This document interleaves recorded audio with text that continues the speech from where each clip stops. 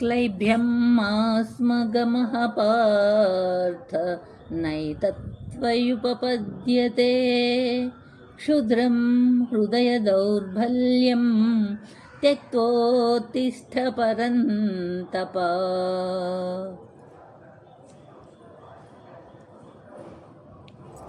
ఓ పార్థ, పిరికితనాన్ని తెచ్చుకోవద్దు. ఇది నీకు ఎంత మాత్రమూ తగదు. తుచ్చమైన ఈ హృదయ దౌర్బల్యాన్ని విడిచిపెట్టి యుద్ధానికి సంసిద్ధుడవు కా అని కృష్ణ పరమాత్మ అర్జునునికి ఉపదేశిస్తున్నారు. ధ్యాన వివరణ. హృదయ దౌర్బల్యం, ఈ అధైర్యం, పిరికితనం అనేవి మన మనసులోనికి ప్రవేశిస్తూనే బుద్ధి పనిచేయడం మానివేస్తుంది. మన విచక్షణ జ్ఞానం నశిస్తుంది. కనుక అర్జునుడంతటి సాటిలేని మేటి వీరుడు కూడా, తన శత్రువులను తప్పింపజేసిన వాడైన ఆ పార్థుడు కూడా తనలోని అంతఃశత్రువులైన ఈ హృదయ దౌర్బల్యానికి, పిరికితనానికి లోనై యుద్ధం చేయకూడదు అన్న తగని నిర్ణయానికి వచ్చాడు.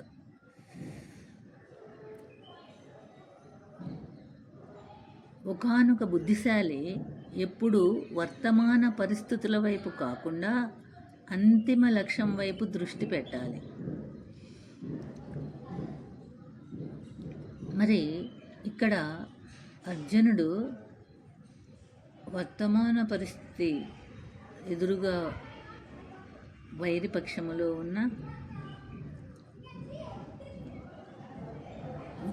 గురువైన ద్రోణాచార్యుని, పితామహుడైన భీష్ముని, తన వారందరినీ సోదరులను, మేనమాములను, పుత్రులను, పౌత్రులను, బంధువులను అందరినీ చూసి వారిపై మమకారముతో నేనే వీరినందరినీ సంహరించాలా అనే అహంకారముతో, అహంకారాలకు లోనైన వాడై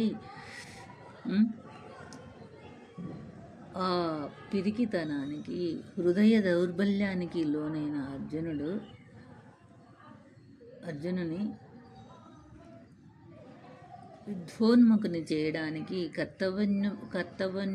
కర్తవ్యోన్ముఖుని చేయడానికి కృష్ణ పరమాత్మ బోధిస్తున్నాడు. ఇలా అంతిమ లక్ష్యం, బుద్ధిశాలి ఎప్పుడు వర్తమాన పరిస్థితుల వైపు కాకుండా అంతిమ లక్ష్యం వైపు దృష్టి పెట్టాలి. విఘ్నతయే ధర్మయుద్ధానికి మూలం, ధర్మయుద్ధమే అంతిమ విజయానికి మార్గం. జీవన సమరంలో వెనకడుగు వేసే ప్రతి సందర్భంలో కూడా మన అడుగులు ముందుకు వేస్తూ ఉంటే గమ్యం చేరువవుతూ ఉంటుంది. చివరికి లక్ష్యాన్ని చేరుతాం. అదేవిధంగా ధ్యానయోగ సాధనలో కలిగే విఘ్నాలను కూడా ప్రతి ధ్యానయోగ సాధకుడు ధైర్యంగా ఎదుర్కొని నిలవాలి. నిరాశ నిస్పృహలకు లోను కారాదు. అంతఃశత్రువులైన అరిషడ్వర్గాలతో అంతర్యుద్ధం చేయాలి.